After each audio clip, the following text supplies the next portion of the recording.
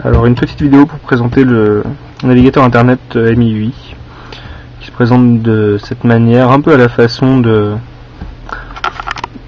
Google Chrome, avec une barre en haut d'onglets, champ de recherche, champ d'URL, ici 8 favoris qu'on peut choisir, et en dessous des onglets top site, ebook, favoris, flux RSS, historique téléchargement.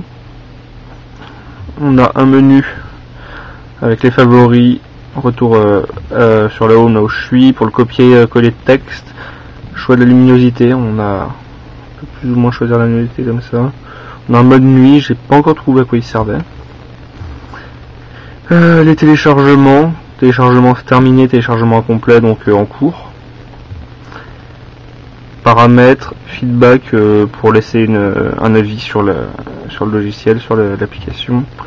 Et quitter l'application. Donc les paramètres sont assez complets, on a tout ce qu'il faut pour choisir sa page d'accueil, tout ça. Après, au niveau de la navigation, peut-être vous montrer comment ça se passe. C'est assez fluide, très intuitif. On va aller champs de recherche. On peut choisir deux navigateurs. On a Google ou Baidu, que je connais pas, mais qui doit être un moteur de recherche chinois. Hop.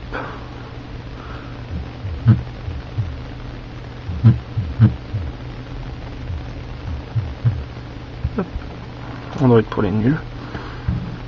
Donc là je navigue en Wi-Fi, hein. C'est pour ça qu'il est assez rapide. On va aller sur la version complète du site.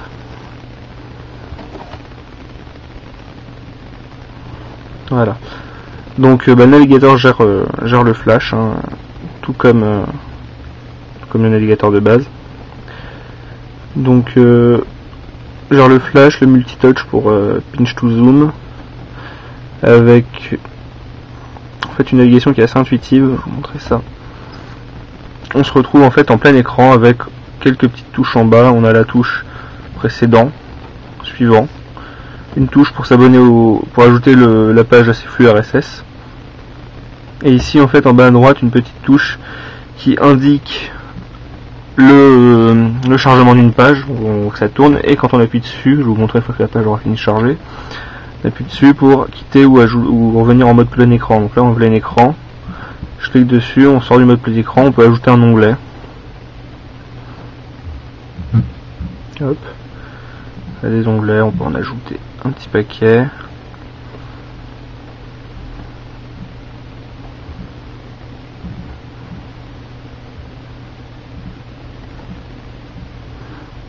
Hop, voilà. Et après pour la navigation dans les onglets, c'est vraiment très simple, hein.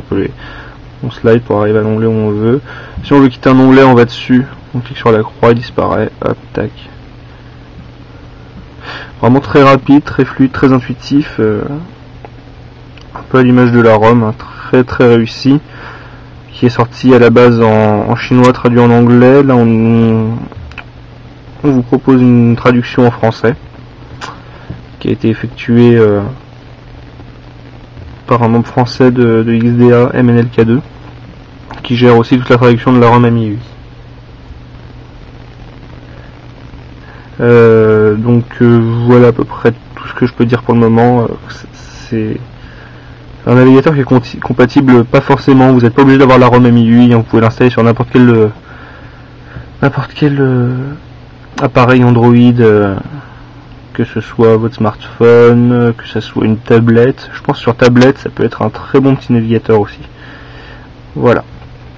Donc je vous laisse vous faire votre opinion dessus en le testant, mais pour moi c'est bien supérieur au navigateur Android de base, tout en restant très fluide, très simple d'utilisation, pour moi beaucoup plus intuitif que des logiciels tels que Skyfire ou Dolphin Browser. Voilà.